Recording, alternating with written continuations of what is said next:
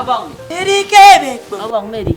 Zombo ke for menedi. Na mene wrong mi mini gen di kwe mum.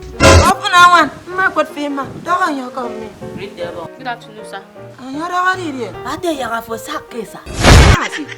Obaye, menti da ri bekpo. They say wetin carry you come Ebekpo as kingdom. I have spiritual husband. Mabasi. Ntiriero. Ate gi mi yene be mo mo. Oyo nya wari demo. Inam ke ku bobo na ma ke mo. Abda ya ga fo.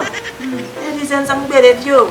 Daga nya men nam zombo no ye. So what do you want the abang to do for you? I want him to help me chase him out. Mabasi. Ntiriero. Ate gi mo yemo fo bene yan si o ge mo o. Oyo. Ero andi Jona. Even Jona ka ma fere mo. Ami ngpongo bobo nkabun. Una mi kon bon si o ge mo.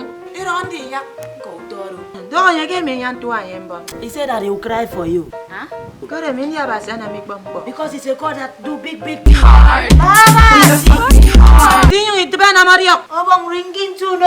Kiri ringing tune. Because it's a nega phone wa ma ukoro. Anya kuaro ke fona si. Abasi. Tuta ikwiriero. Abang uru yem kendi ko bo. Nung tatang putang afan mongko. Abang ate kong mie so. Abang kong mie so.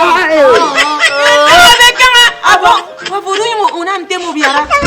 Uta ikwaro ke yasan ke fon. Anye kan ko bodo. Diri ke be mong edi fana ke nye. Uta ikwa mi akpana ebe fam ko fana nye. Daga nya yang ke be kwim. From the Ebekpo. Daga nya yang. Get out, Ebekpo. Get out from the Ebekpo. Abi ani yakiri. Go, go, even in real life, go. Only God can help you. Not Abang.